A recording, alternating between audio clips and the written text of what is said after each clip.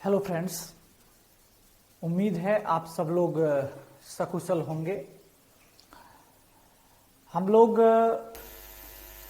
आज फिर से मेधा आईएएस के द्वारा जो क्विक रिवीजन सीरीज स्टार्ट किया गया है 67वीं की प्रारंभिक परीक्षा के लिए, जो मोवीशाला के प्लेटफॉर्म से आप सबों तक पहुंचाया जा रहा है, उसमें जो भारतीय राज व्यवस्था का खंड है उसको लेकर आज मैं पुनः उपस्थित हूं।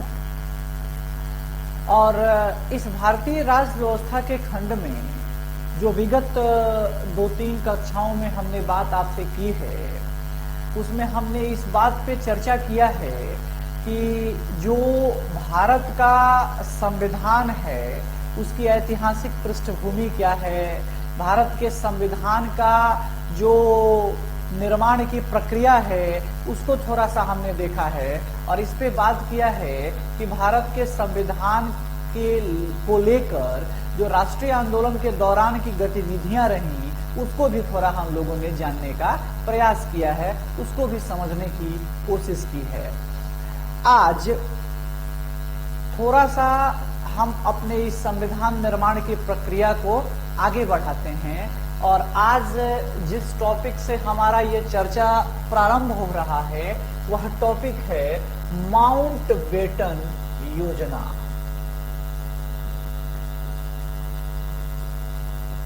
माउंटबेटन योजना, देखिए,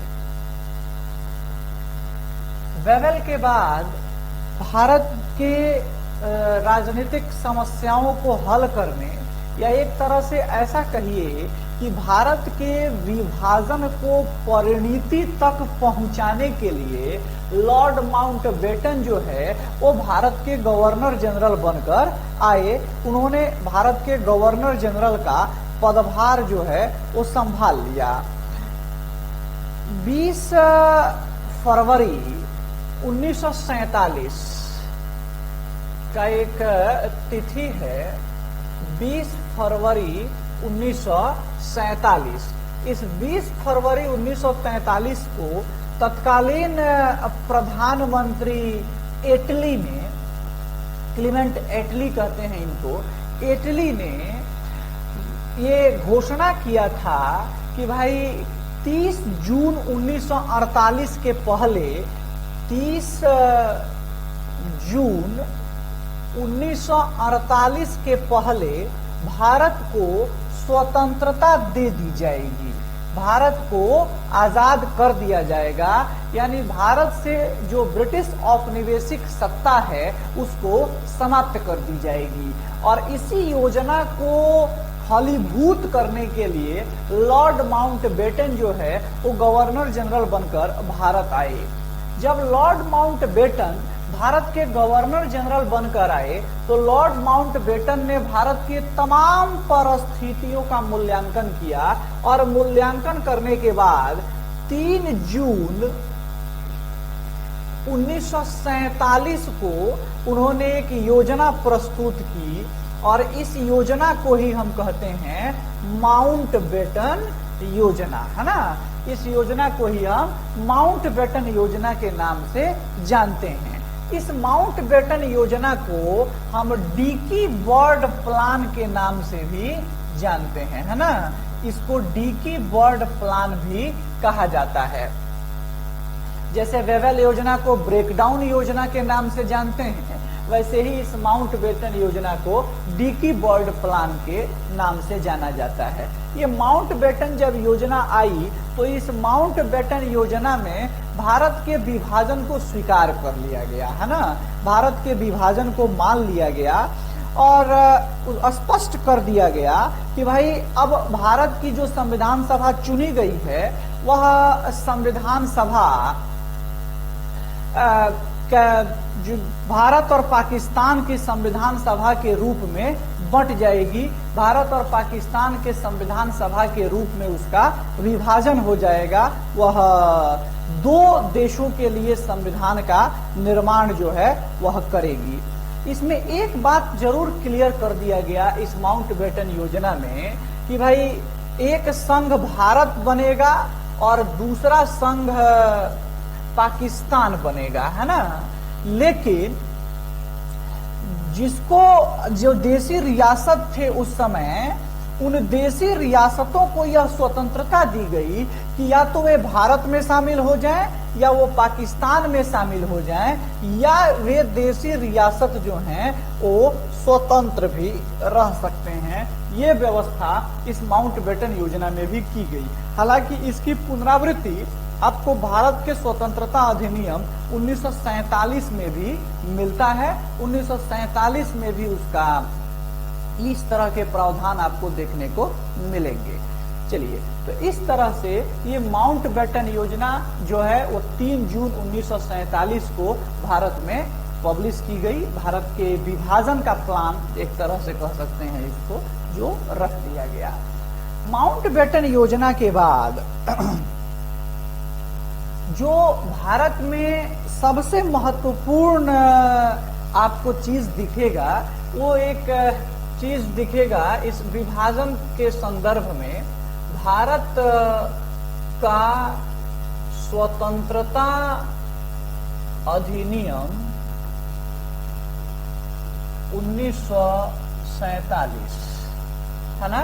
भारत स्वतंत्रता अधिनियम 1947, देखिए बहुत महत्वपूर्ण है ये। 4 जुलाई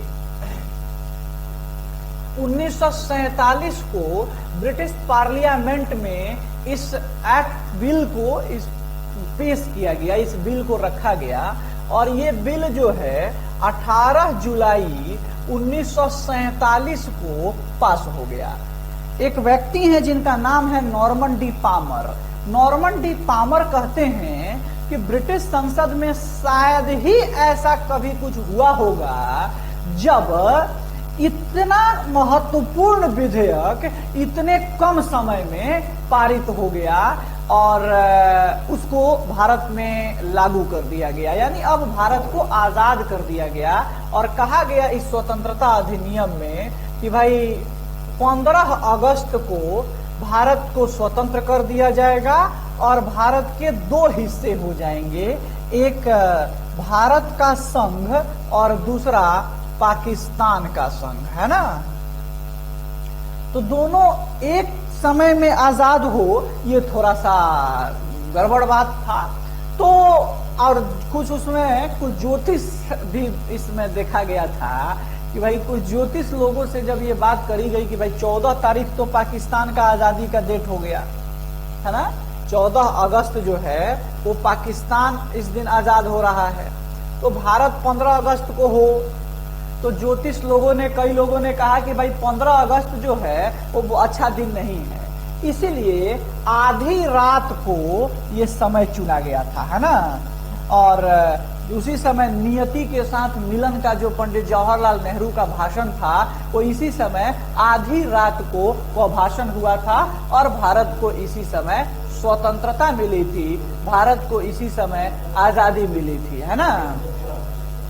तो ये जो संदर्भ आप देख रहे हैं, ये पहला महत्वपूर्ण प्रभाव इस अधिनियम का आपको दिखेगा कि भारत की आजादी के संबंध में बातें कर दी गई। साथ ही साथ देशी रियासतों के संदर्भ में भी वही बातें की गई कि या तो वो भारत संघ में शामिल हो जाएं या वो पाकिस्तान में चले जाएं या वो स्वतंत्र रह सकें।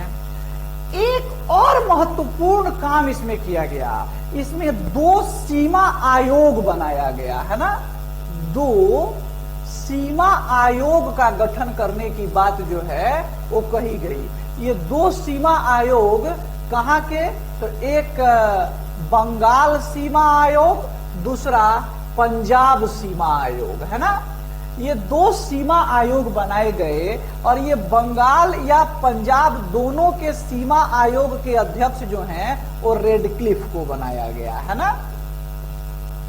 रेडक्लिफ को इस दोनों सीमा आयोग का अध्यक्ष बनाया गया।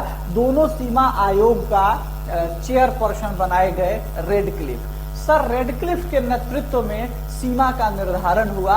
इसलिए आप देखते हैं कि भारत और पाकिस्तान की सीमा रेखा को रेड क्लिफ लाइन के नाम से भी जाना जाता है। जैसे भारत और चीन की सीमा रेखा को मैकमोहन रेखा कहते हैं, भारत और अफगानिस्तान को डूरंड कहते हैं, वैसे ही भारत और पाकिस्तान को Radcliffe line, Radcliffe रेखा के नाम से जाना जाता है ना। और इस प्रकार भारत को आजादी मिल गई। भारत को आजादी तो मिल गई, लेकिन भारत के लिए जो संविधान सभा के गठन के बारे में चर्चा हुई, भारत के लिए जो संविधान सभा के गठन के बारे में बातें हुई और जो संविधान सभा भारत का बना, वो कैसे बना और उसका क्या व्यवस्था था, आइए थोड़ा सा उसको देखते हैं। तो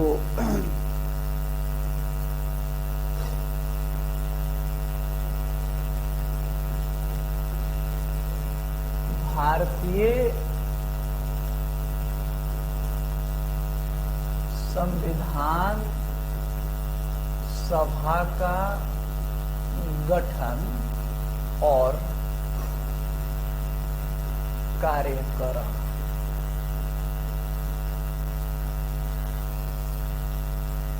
किस तरह से भारत के संविधान सभा को गठित किया गया और उसने किस प्रकार से कार्य किया, है ना।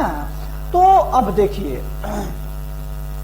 जब भारत की संविधान सभा बन रही थी, बनने ही वाली थी, तो भारत के संविधान सभा के संबंध में कई सारे आयोग आते हैं, जिन आयोगों की चर्चा मैंने आपके साथ की है, लेकिन एक आयोग की चर्चा मैंने आपके साथ नहीं की है, उसकी चर्चा मैं यहाँ करूंगा, इसलिए मैंने उसको वहां पे छोड़ा है और वो बहुत महत्वपूर्ण है। 1946 में एक मिशन आता है जिसका नाम है कैबिनेट मिशन, है ना। कैबिनेट मिशन ये बहुत महत्वपूर्ण है, कैबिनेट मिशन, क्योंकि इसी के सिफारिशों के आधार पे भारत के संविधान सभा का गठन हुआ है, भारत का संविधान सभा जो है वह बना है। जब भारत के संविधान सभा के गठन के लिए कैबिनेट मिशन आया, तो सबसे पहला नाम इसका कैबिनेट क्यों है ना, इसको कैबिनेट मिशन क्यों कहते हैं। तो देखिए, कैबिनेट का अर्थ होता है, ये एक अंग्रेजी शब्द है, और कैबिनेट का अर्थ होता है, अगर इसका हिंदी निकालिएगा तो होता है मंत्रिमंडल, है ना। अब जैसे आज भारत में भी आप देखते होंगे कि कई प्रकार के मंत्री हैं, आमतौर पे 3 प्रकार के, कैबिनेट मंत्री, राज्य मंत्री और राज्य मंत्री स्वतंत्र प्रभार, ये 3 प्रकार के मंत्री होते हैं। तो उसमें जो कैबिनेट मंत्री होता है वो अपने विभाग का प्रमुख होता है ना, वो अपने विभाग का हेड होता है और एक तरह से उस विभाग का वह राजनीतिक प्रमुख होता है ना। तो ब्रिटेन में भी जो सरकार थी, ये जो कैबिनेट मिशन आया, उस सरकार के 3 कैबिनेट मंत्री इस मिशन में शामिल थे, इसीलिए इस मिशन का नाम पड़ा कैबिनेट मिशन, है ना। जब कैबिनेट मिशन आया भारत में, तो कैबिनेट मिशन में 3 मेंबर थे। पहला पैथिक लॉरेंस, ये पूछता है आपकी परीक्षा में ये सवाल, पैथिक लॉरेंस, एवी अलेक्जेंडर और तीसरा सर स्टैफोर्ड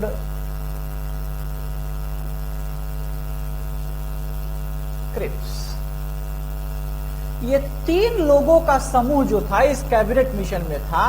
पैथिक लॉरेंस इस मिशन की अध्यक्षता कर रहे थे, है ना। उन्हीं के नेतृत्व में ये मिशन जो है वो कार्य कर रहा था।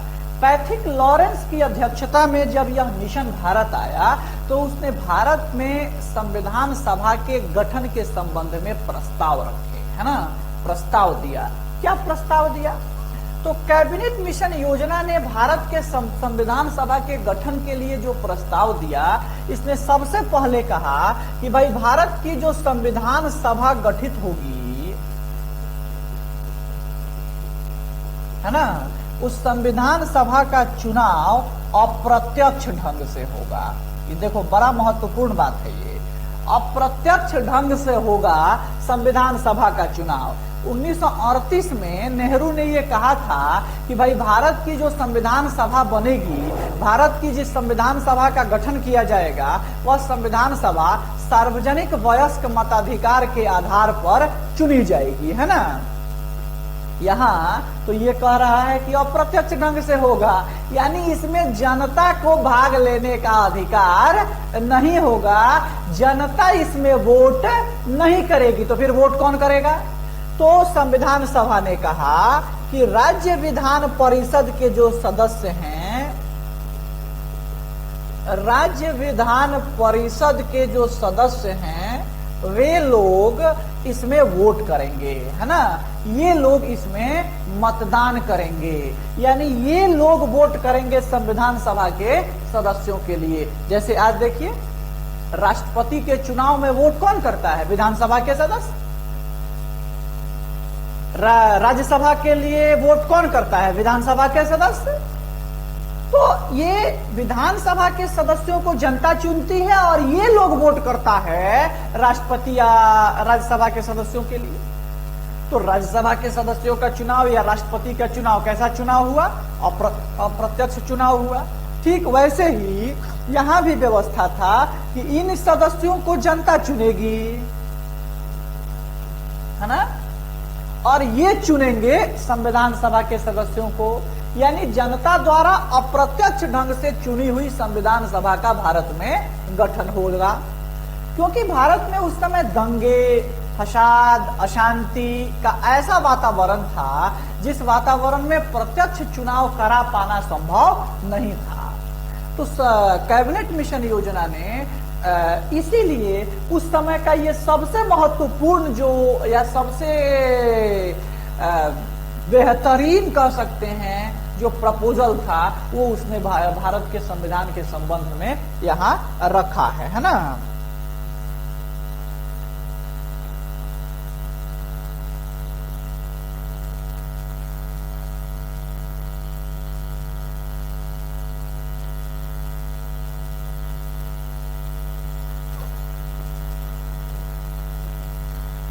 अब हम लोग कैबिनेट मिशन की जो भारत के संविधान सभा के गठन का जो अप्रत्यक्ष सिफारिश है उसको भी थोड़ा सा, और फिर वो कैसे काम करेगा उसको भी थोड़ा जान लेते हैं यहाँ।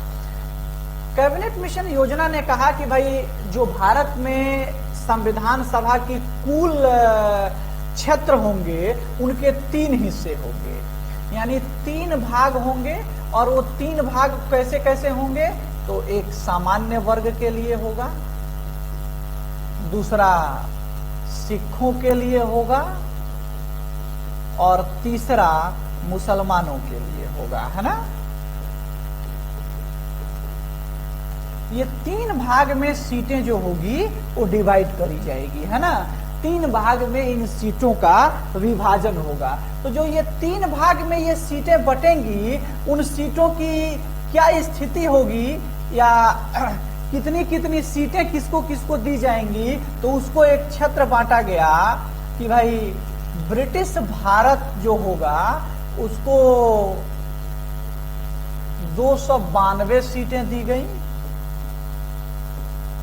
चीफ कमिश्नरी जो थी उसको 4 सीटें दी गई, और जो देशी रियासत थे उन देशी रियासत को 93 सीटें दी गई, है ना। कुल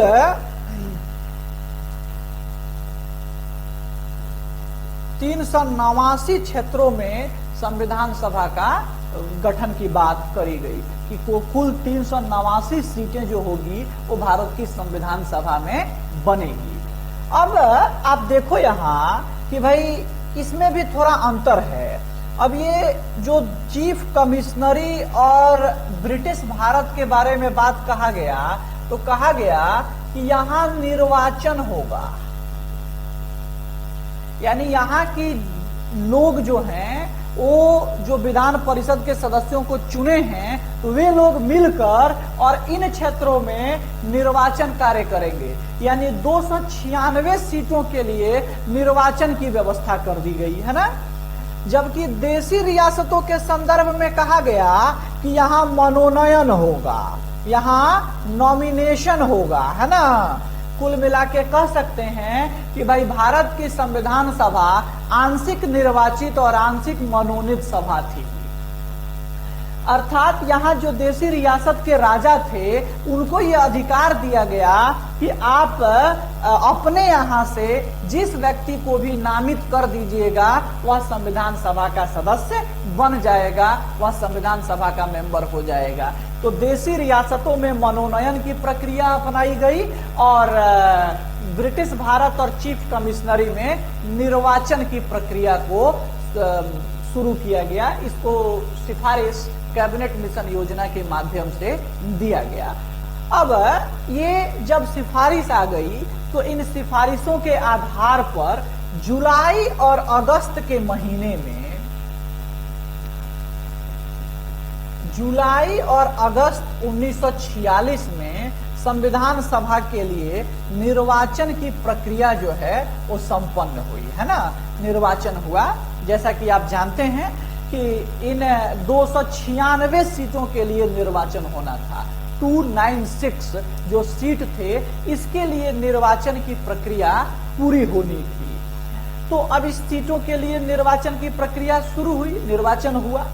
जब जुलाई और अगस्त के महीने में निर्वाचन हो गया तो इस निर्वाचन के बाद अगस्त के महीने में इसका परिणाम आया और परिणाम जो था वो काफी महत्वपूर्ण था, है ना। परिणाम उसने काफी हद तक उन चीजों को प्रभावित किया, आगे की घटनाओं को। देखिए क्या है।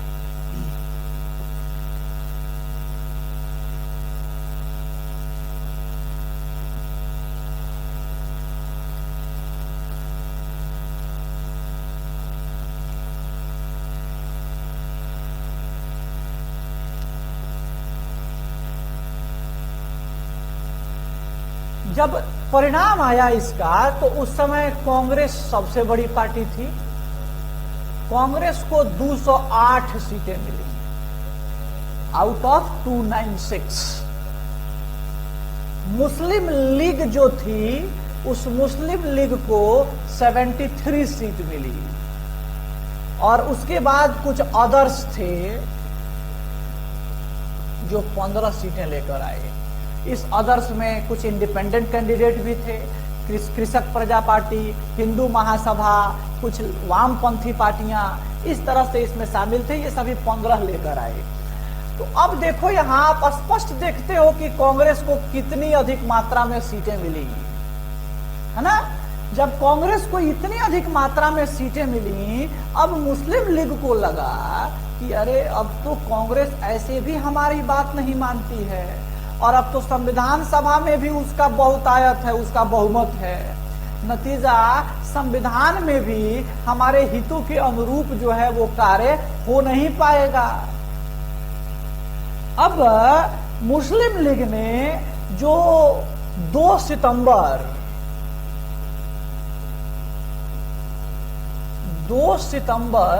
1946 को अंतरिम सरकार का जब गठन हुआ, इस अंतरिम सरकार ने 2 सितंबर 1946 को शपथ लिया। इसमें मुस्लिम लीग ने भाग नहीं लिया, इसमें मुस्लिम लीग ने अपनी भागीदारी नहीं दी। हालांकि आगे चलकर अक्टूबर 1946 में मुस्लिम लीग शामिल होती है और फिर से एक बार अंतरिम सरकार को रीस्ट्रक्चर किया जाता है, पुनर्संरचित किया जाता है। लेकिन प्रारंभ में जो 2 सितंबर 1946 को अंतरिम सरकार का गठन हुआ था, इस अंतरिम सरकार में मुस्लिम लीग ने भाग नहीं लिया था, उसमें मुस्लिम लीग शामिल नहीं थी। मुस्लिम लीग शामिल हुई लेकिन वो अक्टूबर 1946 में उसकी वहां भागीदारी बनी। अब आप देखिए कि जो ये अंतरिम सरकार बना था, इस अंतरिम सरकार का क्या मतलब था? इस अंतरिम सरकार का सीधा सीधा मतलब था कि जब तक भारत की संवैधानिक व्यवस्था लागू नहीं हो जाती, यहाँ पर एक सरकारें बन नहीं जाती, तब तक एक केयर टेकर गवर्नमेंट के रूप में ये कार्य करेगी। और इस अंतरिम सरकार में एक क्वेश्चन बहुत इंपॉर्टेंट है जो बार बार पूछा जाता है आपकी परीक्षा में, कि इसमें अध्यक्ष कौन था, है ना? तो इसमें अध्यक्ष कहिए या सभापति कहिए, इसमें अध्यक्ष था वायसराय।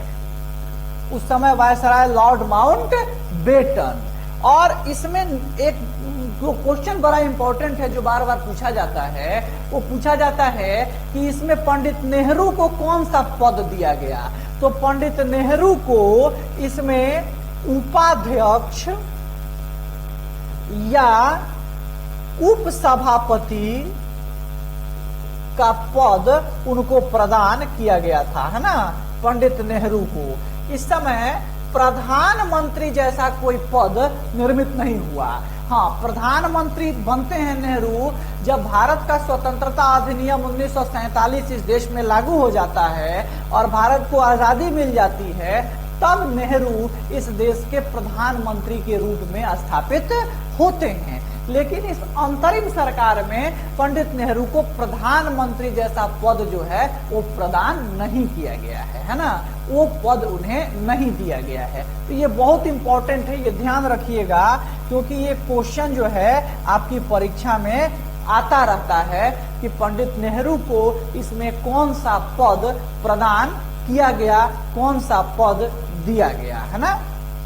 चलिए, अब इस अंतरिम सरकार में कई लोग शामिल थे, उनके अलग अलग अपने विभाग थे, उनकी अलग अलग डिपार्टमेंट थे। जैसे सरदार वल्लभ भाई पटेल को गृह और सूचना प्रसारण मंत्रालय का पदभार दिया गया। राजेंद्र प्रसाद को खाद्य और कृषि मंत्रालय का पदभार दिया गया। जगजीवन राम को श्रम मंत्रालय का विभाग दिया गया, है ना। इस तरह से कई लोगों को इसमें अलग अलग पद जो है वो प्रदान किया गया, है ना। ये जो पदों का और विवरण होगा, ये सब आपको प्रिंटेड नोट्स जो होंगे वो नोट्स में आपको प्रोवाइड करा दिए जाएंगे, वो नोट्स में आपको दे दिए जाएंगे। अलग अलग लोगों का नाम लिख के उसके सामने उसके पदनाम का नाम रहेगा और वो उसमें लिखा हुआ रहेगा, आप उसको आसानी से उसमें देख सकते हैं। प्रश्न जो यहाँ पर आता है वो एक ये आएगा कि अंतरिम सरकार का गठन कब हुआ, और ये पंडित नेहरू वाला संदर्भ जो है, ये दो इस अंतरिम सरकार से संबंधित महत्वपूर्ण है ना, जो बार बार सवाल पूछे जाते हैं आपकी परीक्षा में, है ना। चलिए,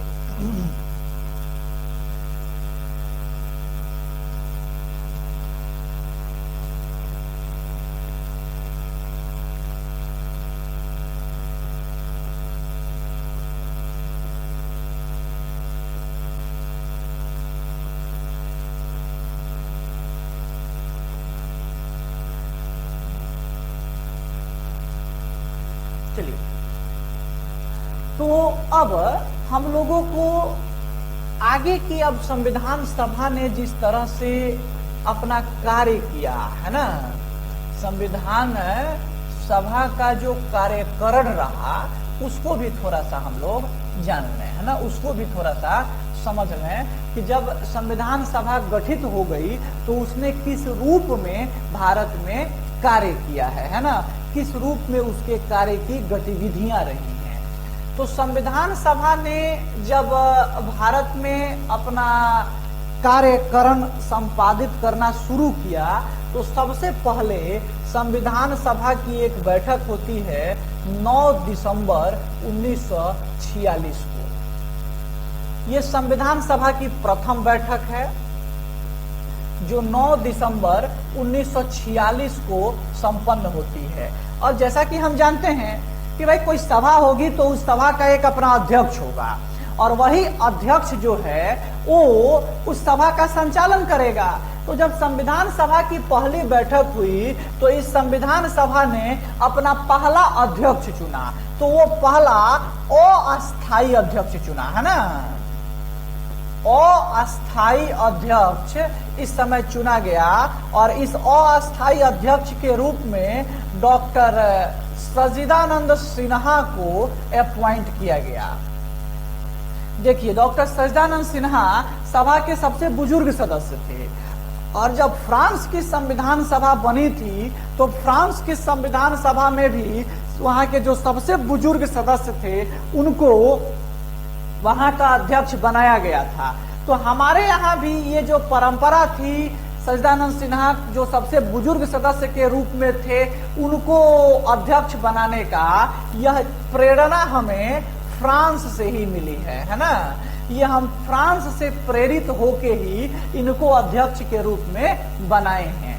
अब थोड़ा सा आप ध्यान दीजिएगा कि आज के भी समय में जब नई लोकसभा का गठन होता है, जब नई विधानसभा का गठन होता है, तो उस समय एक प्रोटेम स्पीकर नियुक्त किया जाता है। और उस प्रोटेम स्पीकर का क्या काम होता है?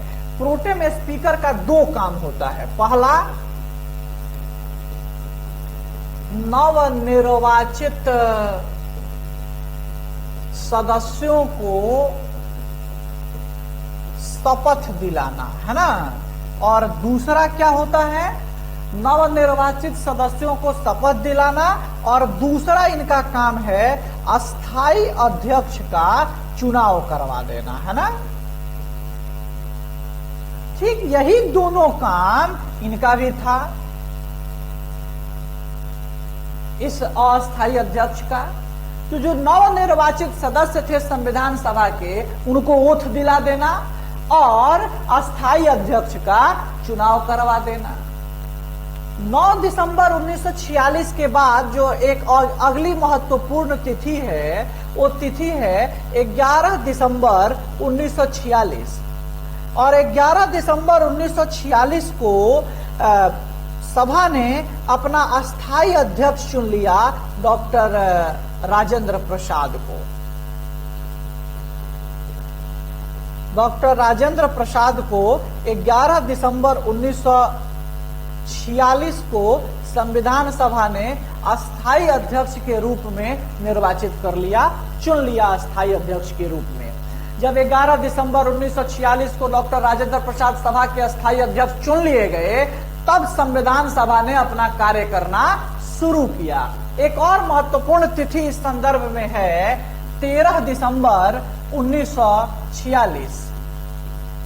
13 दिसंबर 1946 को पंडित नेहरू, यहाँ पंडित नेहरू कहने का मतलब पंडित जवाहरलाल नेहरू है, पंडित जवाहरलाल नेहरू ने भारत के संविधान सभा के सामने उद्देश्य प्रस्ताव रखा।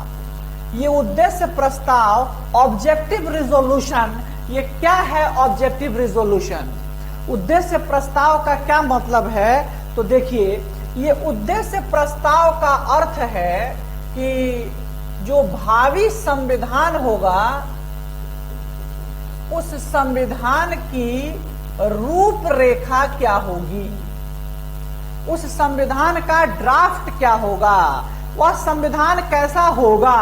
यानी पंडित नेहरू ने संविधान सभा के सामने उस संविधान सभा का उद्देश्य रखा कि भाई आप जो संविधान बनाने जा रहे हो, उस संविधान का ऑब्जेक्टिव क्या होगा, वो संविधान किस मार्ग पर चलेगा, उसमें कैसी शासन प्रणाली बनाई जाएगी, उस शासन प्रणाली का जनता के साथ संबंध कैसे होंगे, वह लोकतांत्रिक होगी, वह राजतंत्र होगा, वह सैनिक तंत्र होगा, वह कुलीन तंत्र होगा, उसकी क्या व्यवस्था होगी। और जो भी तंत्र होगा, उस तंत्र के साथ जनता के संबंध कैसे होंगे, जनता के अधिकार कैसे होंगे, जनता की उस तंत्र में क्या भूमिका होगी, इन सभी बातों का एक दृष्टिकोण प्रपत्र था। ये उद्देश्य प्रस्ताव एक तरह से कह सकते हैं कि उद्देश्य प्रस्ताव एक मार्ग था, जिस मार्ग पर चलकर संविधान रूपी लक्ष्य को प्राप्त करने की चेष्टा की। संविधान रूपी लक्ष्य को प्राप्त करने की कोशिश की गई। यानी अगर संविधान हमारा साध्य था, तो उद्देश्य प्रस्ताव वह साधन था जिसके माध्यम से हमें उस साध्य तक पहुंचना था। एक मार्ग था, उद्देश्य प्रस्ताव, जिस मार्ग पर चलना था और उसी मार्ग पर चल के वो संविधान की अट्टालिका को तैयार करना था। यानी उद्देश्य प्रस्ताव ने वो आधारशिला, वो नींव तैयार किया जो हमारे संविधान के राजप्रसाद को खड़ा कर सके। पंडित नेहरू के द्वारा प्रस्तुत ये उद्देश्य प्रस्ताव 22 जनवरी 1947 को संविधान सभा के द्वारा स्वीकार कर लिया गया। संविधान सभा ने इसे पारित कर दिया 22 जनवरी 1947 को। और जब ये पारित हुआ तो इसके पारित होने के बाद भारत में संविधान सभा ने मूल रूप से अपने कार्य को आगे बढ़ाया। जब उसने अपने कार्य को आगे बढ़ाया तो कैसे उसने कार्य किया, इसको भी थोड़ा सा देखिए।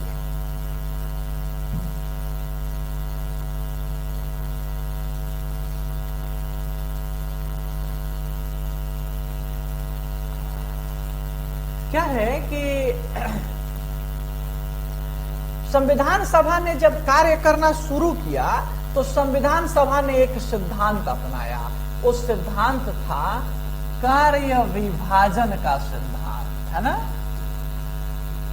कार्य विभाजन का सिद्धांत। और इस कार्य विभाजन के सिद्धांत के तहत संविधान सभा ने कार्यों को बांटा, अलग अलग विषयों को अलग अलग कमिटियों में विभाजित किया, है ना, अलग अलग विषयों को अलग अलग लोगों के जिम्मे दिया गया कि भाई आप अपने कार्य को अलग अलग करके और करिए, पूरा करिए। ये इसलिए जरूरी था कि भाई कुछ विषय के विशेषज्ञ लोगों से राय लेना और तब उसको संविधान में शामिल करना ये निहायत जरूरी था। क्योंकि कई ऐसी चीजें थी, जैसे भारत था एक वैविध्यपूर्ण देश था, विभिन्न धर्म, संप्रदाय, जाति, लिंग के लोग जो हैं वो इसमें शामिल हैं और संविधान सभा को उन सभी के हितों की पूर्ति करनी थी। तो जरूरी था कि उन सभी की समस्याओं को पहले बेहतर ढंग से समझा जाए। तो वे लोग उस समस्या को बेहतर ढंग से व्याख्यायित कर सकते थे जो लोग उन लोगों के हितों से प्रत्यक्ष रूप से ज्यादा जुड़े हुए थे। इसलिए संविधान सभा ने ये कार्य विभाजन का सिद्धांत अपनाया। दूसरा एक महत्वपूर्ण बात कि एक व्यक्ति सारे विषयों का विशेषज्ञ हो ही नहीं सकता, इसलिए इस कार्य विभाजन के सिद्धांत को अपनाया गया और संविधान सभा की कई समितियां बनाई गई।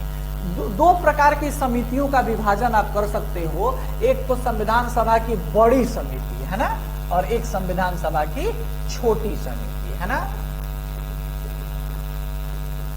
अगर आप बड़ी समिति के बारे में बात करो तो 8 इस समय की बड़ी समितियां आपको दिखाई पड़ेंगी, है ना।